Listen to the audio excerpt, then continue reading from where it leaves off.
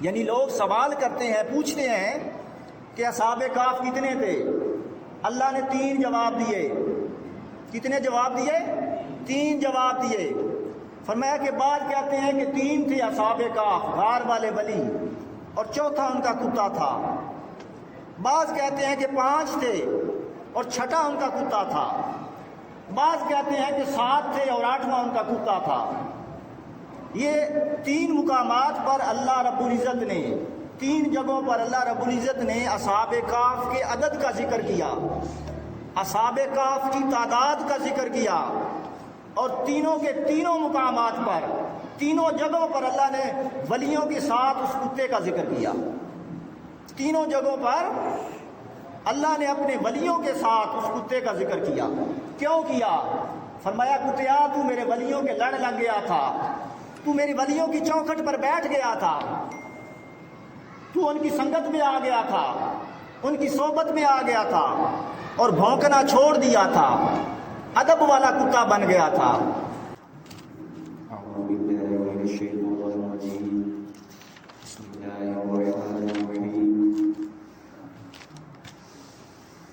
نحمده ونصلي ونسلم على سيدنا ومولانا محمد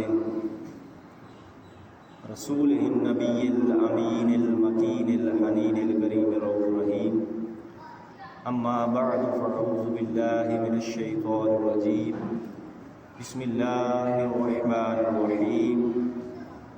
قال الله تعالى في القرآن المجيد والفرقان الحميد، ألا إن أولياء الله لا خوف عليهم ولا هم يحزنون۔ وقال الله تعالى في القرآن المجيد والفرقان الحميد، بسم الله الرحمن الرحيم، سيقولون ثلاثة رابعهم كلبهم ويقولون 5 سادسهم كلبهم وَيَقُولُونَ 7 وَثَامِنُهُمْ كَلْبُهُمْ۔ صدق اللہ العظیم۔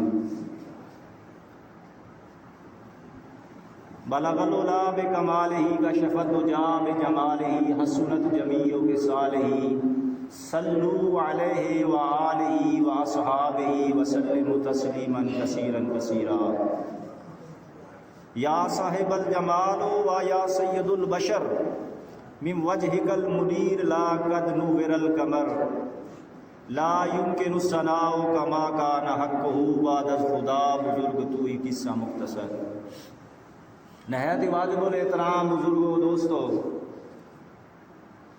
میں نے آپ کے سامنے قرآن مجید فرقان حمید کی ایک آیت مبارکہ کا کچھ حصہ تلاوت کیا ہے۔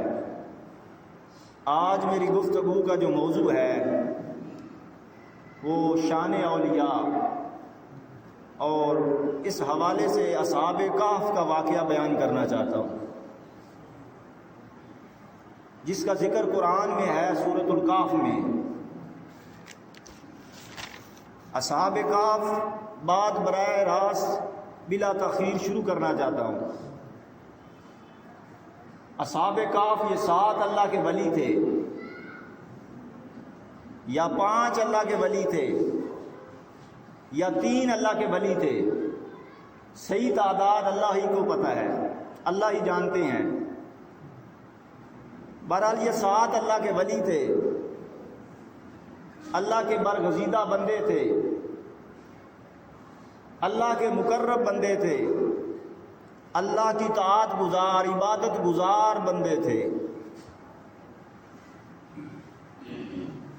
بادشاہ ان کو مروانا چاہتا تھا، دشمن بادشاہ ان کو مروانا چاہتا تھا، لہذا وہ نکل پڑے، چل پڑے کہ چھپ کر جنگلوں میں، پہاڑوں میں اور غاروں میں چھپ کر اللہ کی عبادت کریں گے۔ وہ چل پڑے۔ جب چل پڑے تو ان کا کتا بھی ان کے ساتھ چل پڑا، اصحاب کہف کا کتا بھی ان کے ساتھ چل پڑا۔ جب انہوں نے دیکھا کہ اصحاب کہف کا کتا، ہمارا کتا ہمارے ساتھ چل پڑا ہے، تو انہوں نے کہا کہ یہ کتا ہے، بھونکے گا کتے کا کام ہے بھونکنا، تو یہ بھونکے گا، دشمن کو ہمارا پتہ چل جائے گا اور ہمارا منصوبہ فیل ہو جائے گا، ختم ہو جائے گا۔ لہذا انہوں نے کتے کو مارا، کتے کو بھگانا چاہا کہ بھاگ جا۔ کتے نے کہا میں تو نہیں بھاگوں گا، میں تو آپ کا ساتھ نہیں چھوڑوں گا، تم مجھے کیوں بھگاتے ہو، کیوں دوڑاتے ہو، مجھے اپنے ساتھ کیوں نہیں لے جاتے؟ انہوں نے کہا کہ تو کتا ہے، تو بھونکے گا اور دشمن کو ہمارا پتہ چل جائے گا۔ کتے نے کہا کہ میں کتا ضرور ہوں مگر بھونکنے والا کتا نہیں ہوں، میں ادب والا کتا ہوں، میں ادب والا کتا ہوں، اللہ کے ولیوں کا کتا ہوں، اللہ کے ولیوں کا کتا ہوں۔ اگر اللہ کے ولیوں کی صحبت کتے کو نصیب ہو جائے تو وہ کتا بھی ادب والا کتا بن جاتا ہے اور وہ بھونکنا چھوڑ دیتا ہے، ولیوں کو بھونکنا چھوڑ دیتا ہے، ادب والا کتا بن جاتا ہے۔ تو اصحاب کہف نے کہا کہ چلو ٹھیک ہے تم بھی آ جاؤ، کتا بھی ساتھ چل پڑا۔ اصحاب کہف غار میں چلے گئے اور ان کا کتا اس غار کے دانے پر، غار کے دروازے پر بیٹھ گیا، غار کی چوکھٹ پر بیٹھ گیا۔ اصحاب کہف 309 سال، کتنے؟ 309 سال اصحاب کہف اس غار میں سوئے رہے، لیٹے رہے، اور 309 سال ان کا کتا اس غار کے دروازے پر، غار کی چوکھٹ پر بیٹھا رہا۔ اب سوال پیدا ہوتا ہے، لوگوں میرا سوال ہے آپ لوگوں سے کہ وہ اصحاب کہف وہ تو اللہ کے ولی تھے، اللہ کے ولی تھے، اللہ کی نشانی تھی، اللہ یہ نشانی دکھانا چاہتا تھا، قرآن میں اس کا ذکر ہے، اللہ یہ نشانی دکھانا چاہتا تھا، اور لہذا وہ 309 سال اصحاب کہف اس غار میں سوئے رہے، لیٹے رہے، یہ اللہ کی نشانی تھی۔ 309 سال کے بعد وہ اٹھ کھڑے ہوئے۔ اب بتاؤ یہ کتا کیا تھا؟ کیا کتا بھی اللہ کی نشانی تھی؟ کتا بھی اللہ کی نشانی تھی؟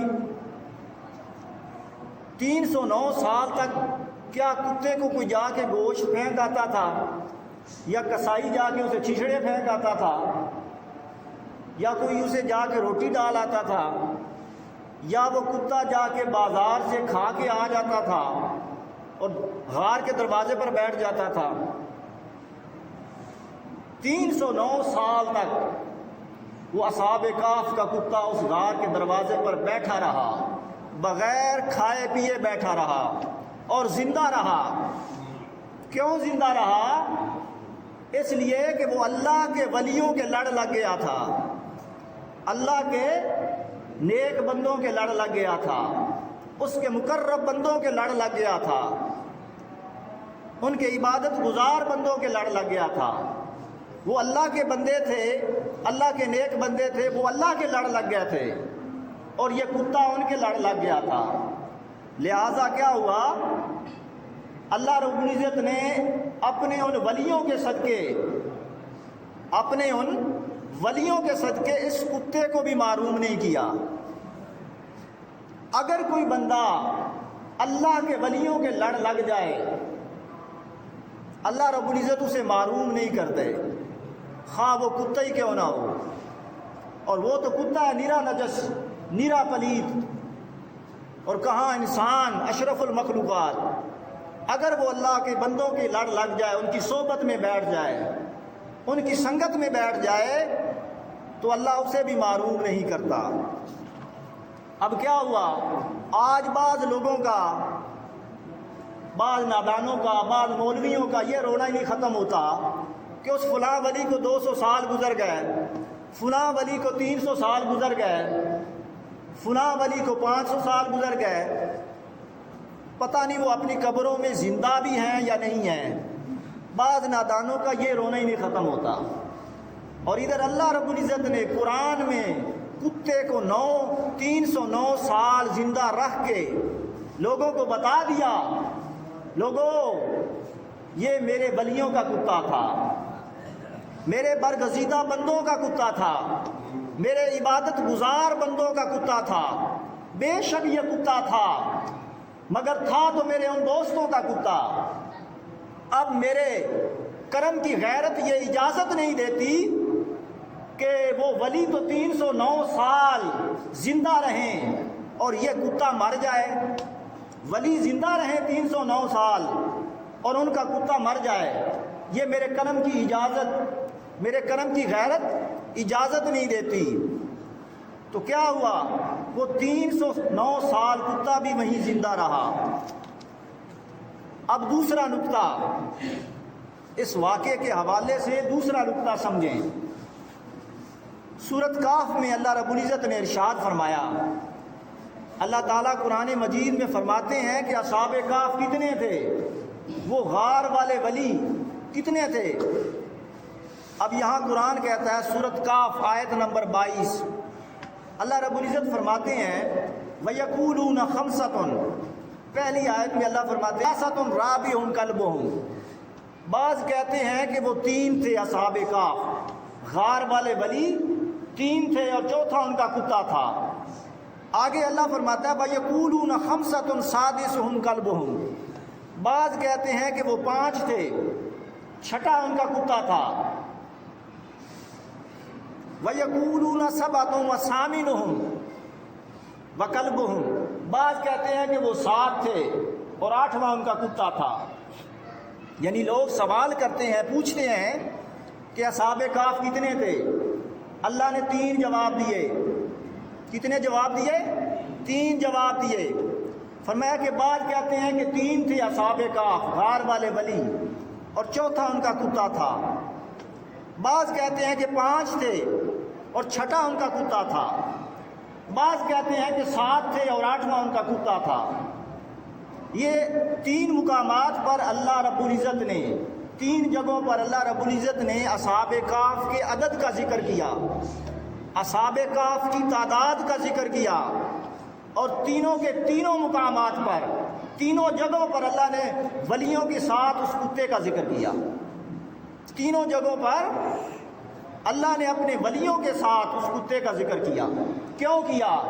فرمایا کتیا تو میرے ولیوں کے لڑ لگ گیا تھا، تو میری ولیوں کی چوکھٹ پر بیٹھ گیا تھا، تو ان کی سنگت میں آ گیا تھا، ان کی صحبت میں آ گیا تھا اور بھونکنا چھوڑ دیا تھا، ادب والا کتا بن گیا تھا۔ اب کیا ہوگا؟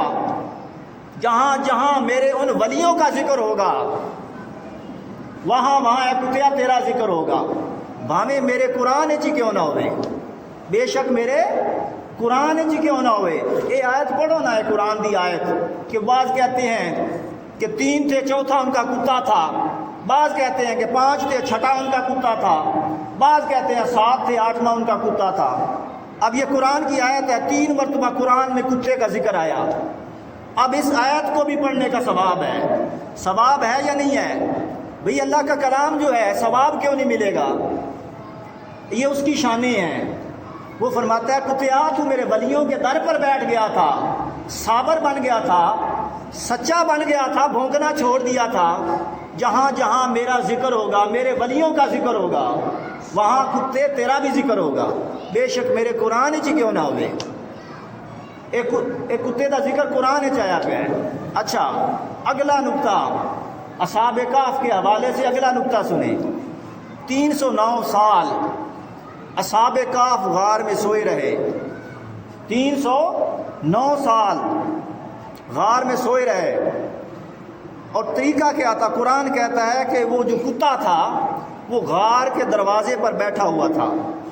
اب کتے بیٹھتے رہتے ہیں، کتوں کے بیٹھنے کا ایک اپنا انداز ہوتا ہے، ایک اپنا طریقہ ہوتا ہے۔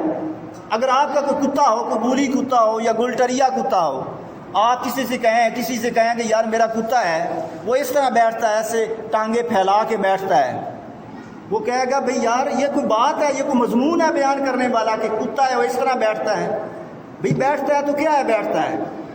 عام انسان اس طرح بات نہیں کرتا کسی دوسرے انسان سے، اور کہاں رب کی ذات۔ اللہ نے فرمایا غار میں میرے ولی سوئے ہوئے تھے، غار میں میرے ولی سوئے ہوئے تھے، اور ان کا کتا اس غار کے دہانے پر، غار کے دروازے پر بیٹھا ہوا تھا۔ کس طرح بیٹھا ہوا تھا؟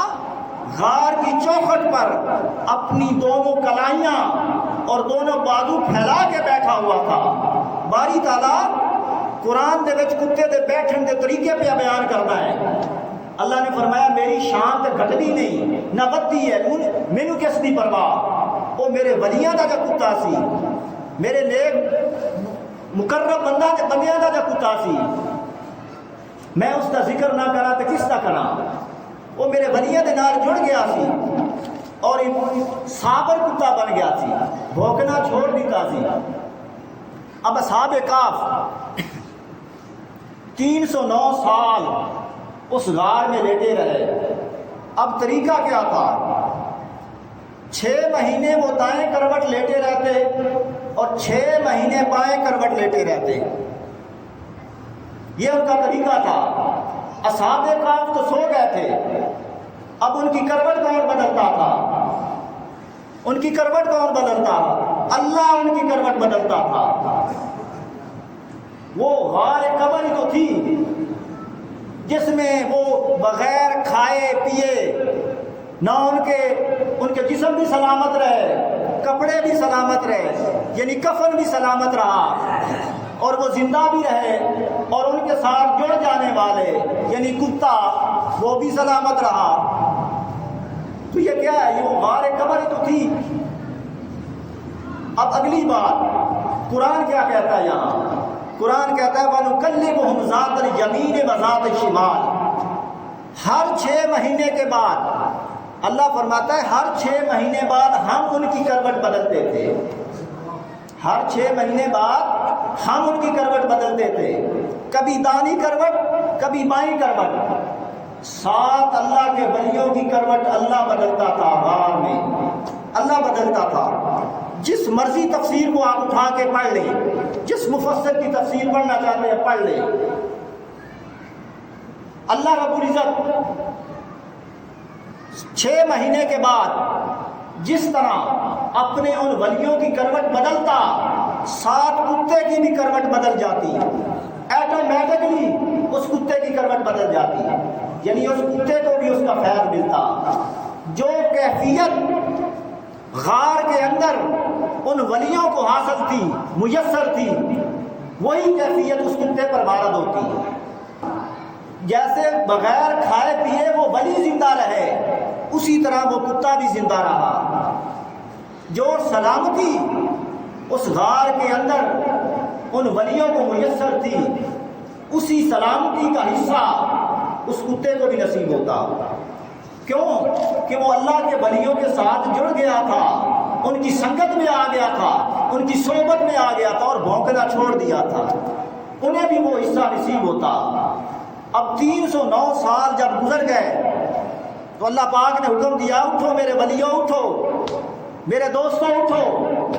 وہ اٹھ کھڑے ہوئے اور ایک دوسرے کی طرف دیکھ کر وہ کہنے لگے، اصحاب کہف ایک دوسرے کی طرف دیکھ کر کہنے لگے کہ ہم نے یہاں کتنی دیر آرام کیا ہے، ہم یہاں کتنی دیر سوئے ہیں۔ یہاں قرآن کیا کہتا ہے؟ فرمایا قالوا لبثنا یوما او بعض یوم۔ قرآن کہتا ہے کہ وہ ایک دوسرے کی طرف دیکھ کر کہنے لگے، ایک کہنے لگا کہ ہم نے یہاں 1 دن یا آدھا دن آرام کیا ہے، 1 دن یا 1 دن کا کچھ حصہ آرام کیا ہے۔ ان میں سے ایک بولا قالوا ربکم اعلم بما لبثتم، بھئی اللہ ہی بہتر جانتا ہے کہ ہم نے کتنی دیر آرام کیا۔ اب اس کے بعد اگر 309 سال، اب یہ نقطہ سمجھنے والا ہے، 309 سال گزرنے کی اگر کوئی علامت اپنے جسم پر دیکھتے تو یہ نہ کہتے کہ ہم نے کتنی دیر آرام کیا ہے، وہ یہ نہ کہتے کہ ایک دن یا ایک دن کا کچھ حصہ آرام کیا ہے، بھئی کپڑے ہی بتا دیتے کہ اتنی دیر تم آرام کر کے اٹھے ہو، 15-20 دنوں کے بعد تو کپڑا بھی میلا ہو جاتا ہے نا، کپڑا بھی میلا ہو جاتا ہے۔ اب سوال پیدا ہوتا ہے، میرا سوال ہے آپ لوگوں سے، بتاؤ ولی تو تھے اللہ کی نشانی کہ وہ سلامت رہے، بتاؤ کتا کیا تھا؟ چلو کتے کا ذکر قرآن میں آ گیا، بتاؤ کپڑے کیا تھے؟ 3 صدیاں کیا کپڑا بھی سلامت رہتا ہے؟ وہ تو چیتڑا بن جائے گا۔ ارے 3 صدیوں کے بعد تو چیتڑا بھی نہیں ملے گا، تو وہ کیا تھا؟ کپڑے کیا تھے؟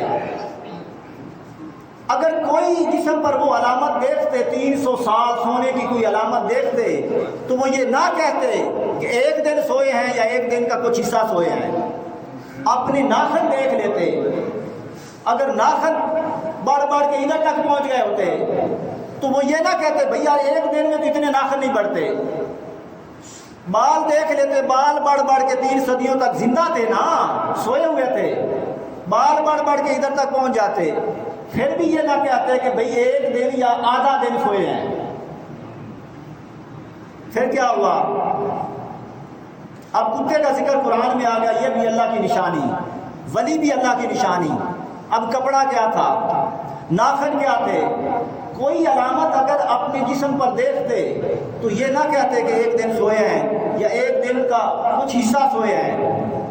اب اس کے بعد جسم کی کوئی علامت اگر انہیں نظر آتی تو یہ نہ بولتے۔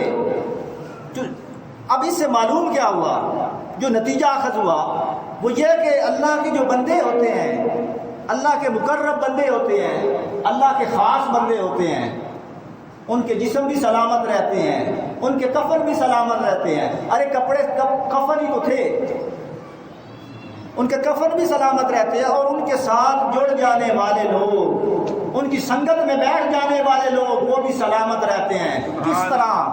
جیسے اصحاب کہف کا کتا سلامت رہا، اور وہ تو کتا تھا، ہم تو انسان ہیں، لہذا ولیوں کے در پر جاؤ مگر ہو وقت کا کامل ولی ہو، ان کی صحبت میں بیٹھو، ان کی سنگت میں بیٹھو، تو وہ فیض جو اللہ کی طرف سے ان کے قلوب پر، ان انوار و تجلیات کا نزول جو ان کے قلبوں پر، ان کے قلوب پر اترتا ہے، اس کا حصہ تمہیں بھی نصیب ہوگا۔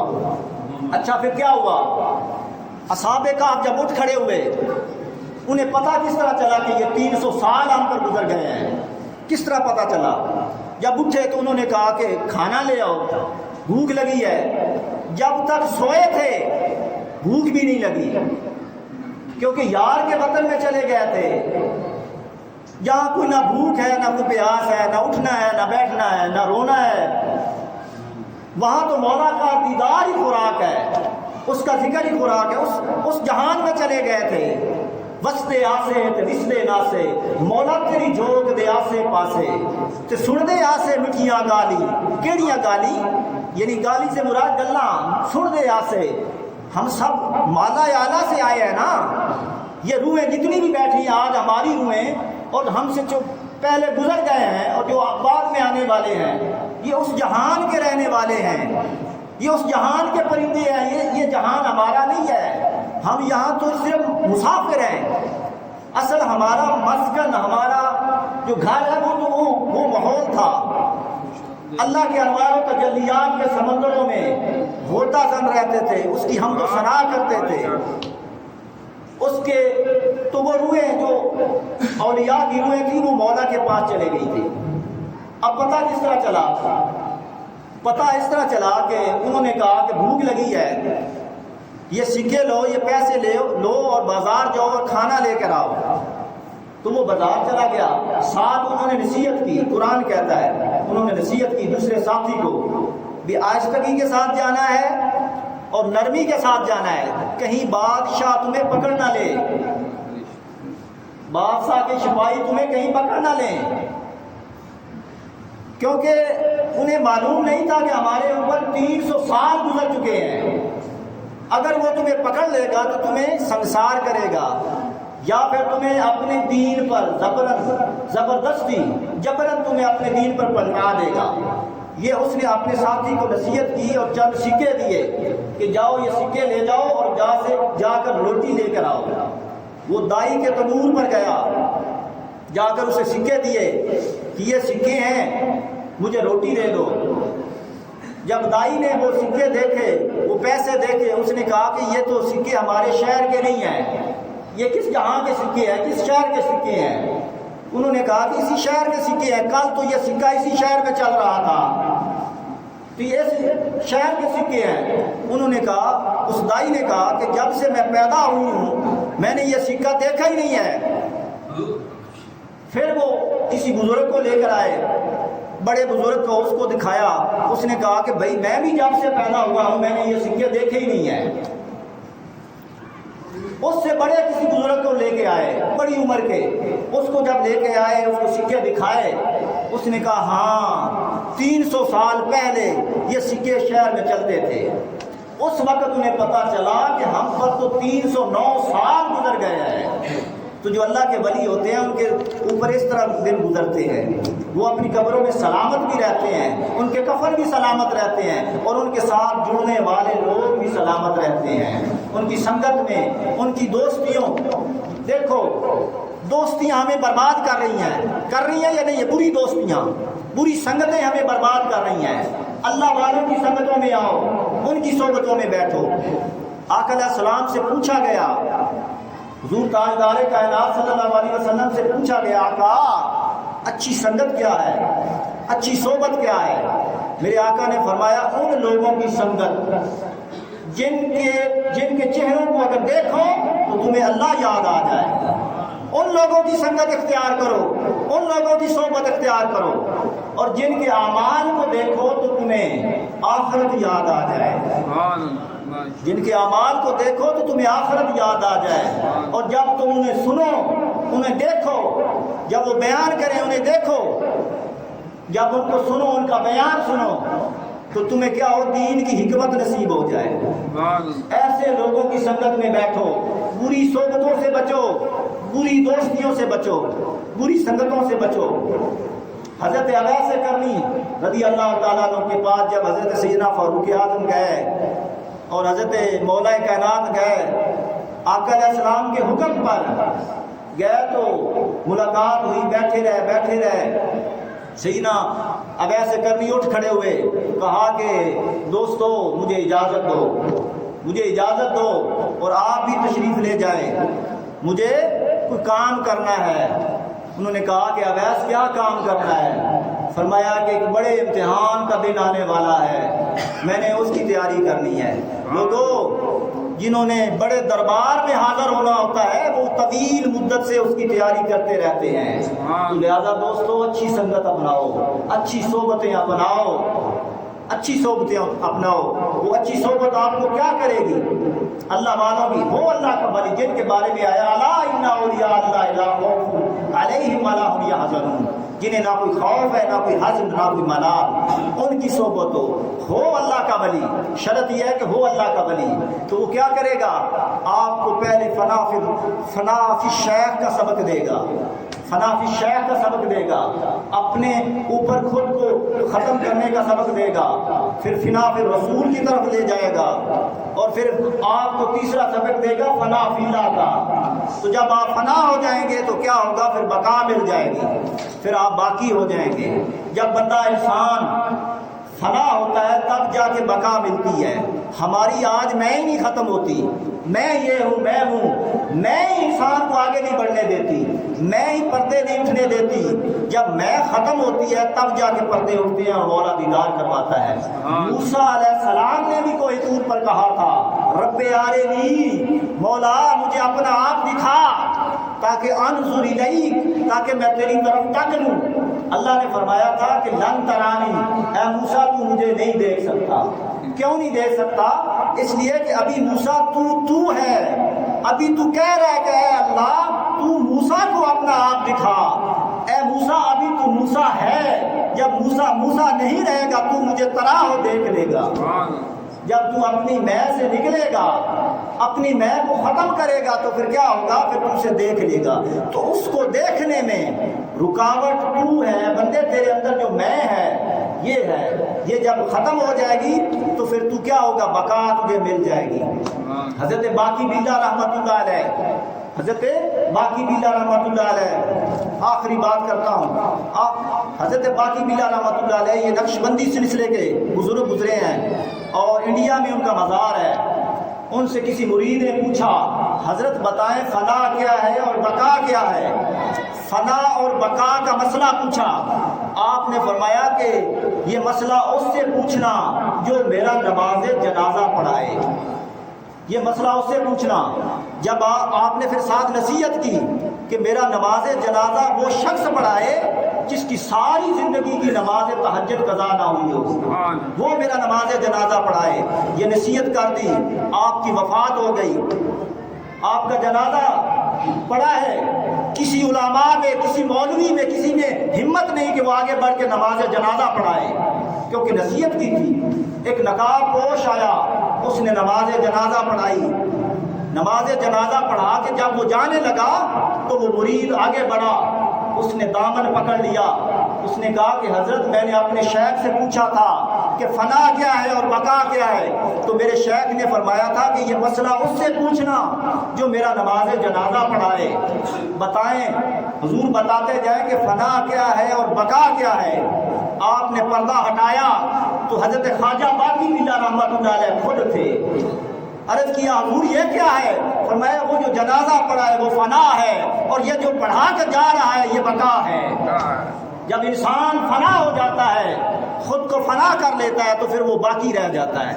تو لہٰذا دوستو، اللہ کے ولیوں کی سنگت میں آ جاؤ، ان کی صحبت میں بیٹھ جاؤ، اور ان کی صحبت میں بیٹھ کر اپنے احوال کو بدلو۔